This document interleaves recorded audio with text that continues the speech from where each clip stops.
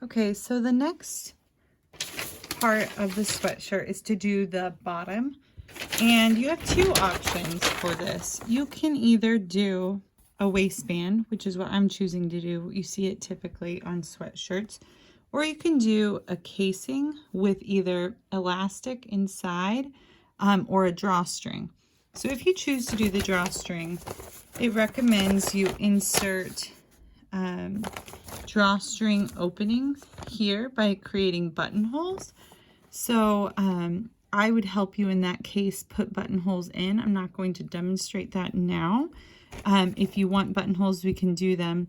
And there are placements on your pattern pieces as to where to put them. And then the last step, if you're doing the casing, is just to fold up the bottom of your shirt 1 inch. It says to overcast, but we already did that by serging all our pieces ahead of time. And then edge stitching along that folded up edge.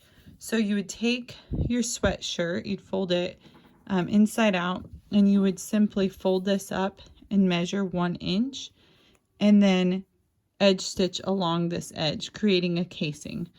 And then you would insert your drawstring or your elastic, and you'd have a cinched bottom. So that's if you wanted to do the case bottom for your sweatshirt.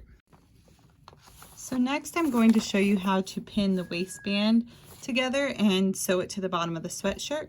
So similar to the cuffs, we're going to pin the two waistband pieces right sides together, matching our notches, and then stitch both ends like you see here. So here are my two waistband pieces. I place them right sides together. And again, similar to the cuffs, this is going to be the stretchy side going this way. So you should be able to pull it and it will feel stretchy. I'll put some pins in, aligning the top first, then the bottom, and then the middle. And I'll do that on both sides. And then sew them together at the 1/4 inch that this pattern calls for. Like so.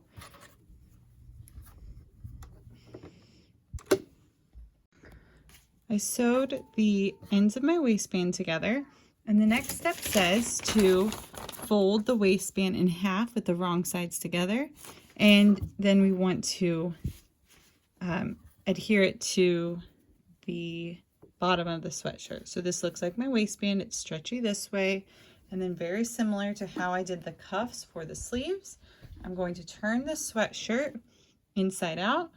I'm going to find my seams that I just sewed on my sweatshirt, and I'm going to start by lining up the seams and placing pins there, and then working through the circle. So I'm distributing the fabric. When I pin this together, all the raw edges need to be perfectly even so that I make sure I'm grabbing all 3 layers of fabric. So then I come over to this side, line up, and it helps to open up your seam allowance to make it less bulky when this is folded in half. I line it up to this seam here, that way I know I'm in the middle, and place some pins in there. And then lastly, I just need to find the middle of my waistband, and I usually just kind of lift it up and find the middle, and then the middle of my sweatshirt, and I bring them together and place a pin. Then I go to the middle of that section and I give it a stretch. Again, this can be where you get some help to try to get to the middle. Have someone hold it for you while you pin. Give it a stretch, because again, the sweatshirt is wider than the waistband, and we're making it fit by doing this stretch and pin technique.